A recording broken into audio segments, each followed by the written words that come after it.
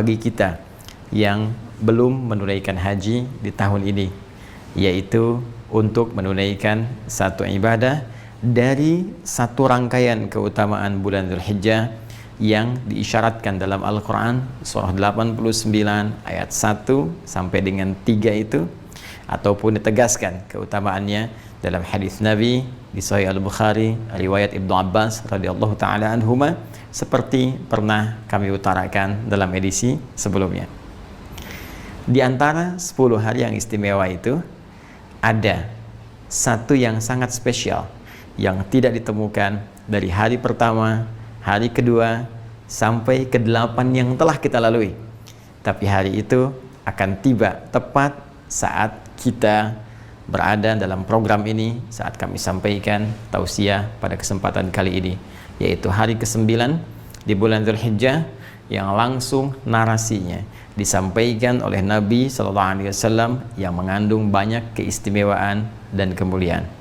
Nabi pernah memberikan informasi kepada kita semua sejak kurang lebih 14 abad yang lalu bahwa hari ini menjadi spesial dengan satu ibadah yang sangat spesifik yang disebut oleh beliau dengan siyam, menunaikan siyam, puasa yang ditunaikan sesuai dengan ketentuan syariat. Beliau mengatakan, siyamu yaumi arafata anni ahtasibu ala Allahi ayyukaffira al-madiyah wal baqiyah. Dalam riwayat lain, an yukaffira sanatal madiyah wal baqiyah. Sungguh puasa yang ditunaikan di hari yang bertepatan dengan momentum Arafah, aku berharap pahalanya di sisi Allah Subhanahu wa taala bisa menggugurkan dosa-dosa setahun berlalu dan menjaga dari perbuatan dosa setahun yang akan datang. Teman-teman sekalian, hari ini menjadi spesial dalam uraian hadis Nabi SAW karena tanggal 9 ini disebut oleh Rasulullah SAW bertepatan dengan momentum Arafah, saat para jemaah haji menunaikan prosesi wukuf sebagai rangkaian puncak haji yang ditunaikan dan menjadi inti dari penunaian ibadah haji dari sekian rukun yang harus kemudian diikuti. Di sini Nabi SAW memberikan arahan kepada kita dalam momentum ini. Kita diminta oleh Rasulullah untuk menunaikan ibadah spesifik berupa siyam. Tidak main-main, pahalanya bisa menggugurkan dosa setahun berlalu. Dan perhatikan baik-baik cara kita memahaminya, bisa menjaga dari perbuatan dosa setahun yang akan datang. Masya Allah. Artinya dalam konteks penunaian puasa ini, kita bukan sekedar diminta oleh Rasulullah puasa secara fisik, menjaga tidak makan, menjaga tidak minum, tidak berhubungan seksual. Lebih daripada itu, karena puasa ini potensinya dengan izin Allah bisa menggugurkan dosa setahun berlalu. Karena itu cara mengisinya akan lebih baik jika kita iringi dengan mengevaluasi kesalahan-kesalahan yang pernah diperbuat oleh kita dan berpotensi dosa setidaknya setahun ke belakang. Jadi seperti orang wukuf saat di Arafah, mereka merenung, berkontemplasi, merenungkan kesalahan-kesalahan, mengakui dosa-dosa, sehingga dengan pengakuan itu dan komitmen untuk meninggalkannya akan merubah pribadi mereka lebih baik setelah selesai menunaikan rangkaian ibadah haji. Pulang, meninggalkan segala keburukan, menanggalkan seluruhnya, dan bertransformasi menjadi manusia yang lebih mulia.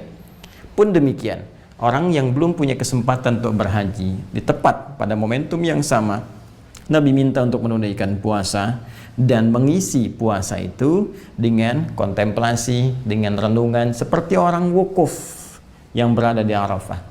Maka dia ingat dosa-dosanya, hubungan dia dengan Allah, hubungan dia dengan makhluk, dengan orang tua, dengan istri, dengan suami, dengan anak-anak, dengan tetangga, demikian seterusnya. Maka ia mencoba mendekati Allah Subhanahu wa taala, bercoba untuk bertobat, mengoreksi dosa-dosanya, sehingga dengan itu mendapat penerimaan terbaik di sisi Allah Subhanahu wa taala. Ciri orang yang diterima tobatnya, diterima koreksi dirinya, diterima perubahan dirinya ketika dia mendekat kepada Allah saat berpuasa ini, pun demikian dengan yang wukuf di Arafah. Maka ciri yang paling spesifik saat tobatnya diterima, saat dosanya dihilangkan, adalah terjaganya ia dari perbuatan dosa setelah amalan itu ditunaikan. Karena itu Nabi memberikan isyarat Allah akan berkenan mengampuni dosa setahun yang akan datang. Maksudnya adalah dia akan terjaga dari perbuatan dosa, sehingga tidak mudah anggota fisiknya untuk mengarah pada perbuatan maksiat. Karena berhasil puasanya di hari ini, maka ada penjagaan dari seluruh anggota tubuhnya. Matanya tidak mudah melihat perbuatan maksiat, telinganya tidak mudah mendengar yang salah, demikian lisannya tidak mudah bertutur yang keliru sampai ke ujung kakinya. Ada penjagaan setidaknya selama setahun ke depan. Kalau dibiasakan, maka tiap tahun akan terjaga, dan transformasinya akan melahirkan nilai-nilai kebaikan pada setiap sifat dan sikap yang terbawa dari aktivitas manusia yang paripurna ini.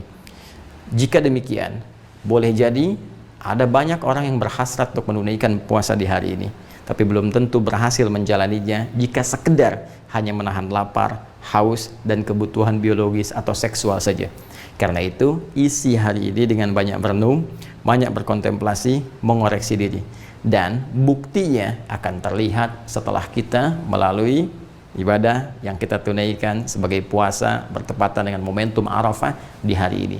Jika setelah puasa ini belum mampu kemudian lahir penjagaan-penjagaan tadi, ini menunjukkan ada yang kurang berhasil dalam puasa yang ditunaikan itu. Maka mari buktikan kepada Allah bahwa alhamdulillah kita diberi kesempatan tahun ini. Ini hanya datang setahun sekali. Ya, momentum perubahan, momentum taubat, momentum penerimaan hanya setahun sekali. Jika kita tidak dapat di tahun ini, kita harus tunggu tahun depan. Karena itu, mari kita berjuang, berikhtiar, dan membuktikan kepada Allah dengan kesungguhan kita bahwa semua yang diberikan kepada kita, kesempatan yang mulia ini, kita bisa maksimalkan dengan sebaik-baiknya. Yang terakhir, teman-teman sekalian, seperti orang yang wukuf di Arafah, punya potensi untuk banyak dikabulkan doanya. Karena itu, selain mereka beristighfar, mengoreksi diri, memperbaiki diri, juga semua orang wukuf seluruhnya 100% sudah otomatis akan memanjatkan doa kepada Allah, bermunajat dengan penuh kekhusyuan untuk memohon segala hajat kebaikan dunia dan akhirat.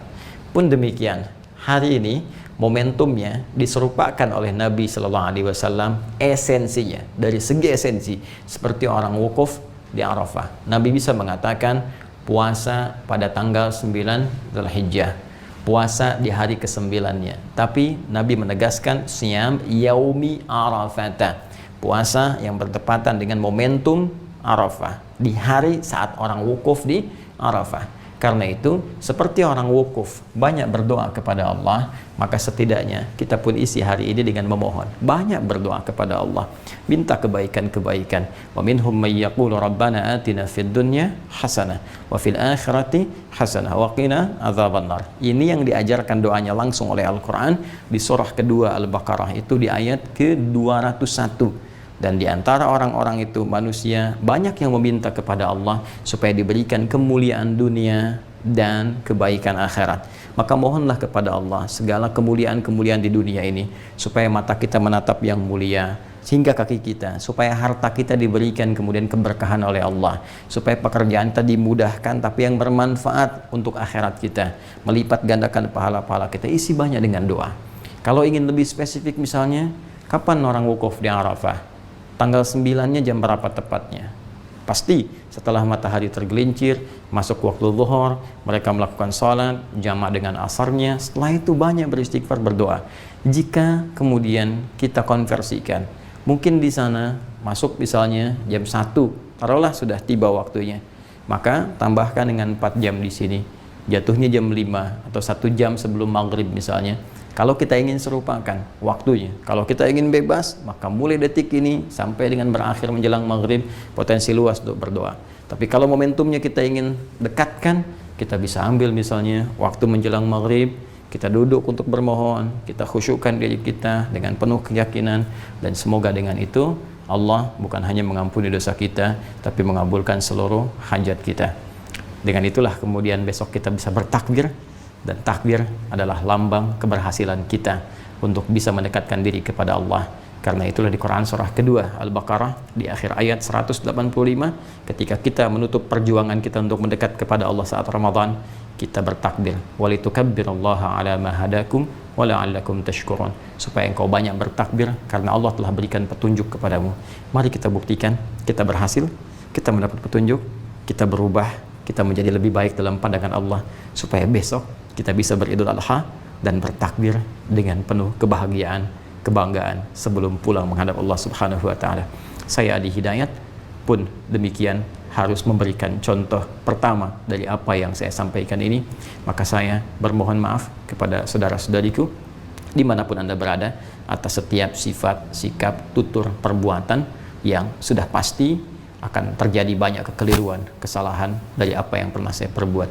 Saya memohon maaf yang sebesar-besarnya dengan penuh segala kerendahan hati mewakili keluarga besar kami, dan dengan itu pula saya ingin menyampaikan hal yang paling utama, semoga Allah memuliakan kita, semoga Allah memaafkan segala kesalahan kita, mengampuni dosa-dosa kita, dan saya pun membebaskan, memaafkan segala hal-hal yang terkait dalam kehidupan, supaya kita bisa lebih nyaman menghadap kepada Allah Subhanahu wa taala. Demikian, semoga bermanfaat.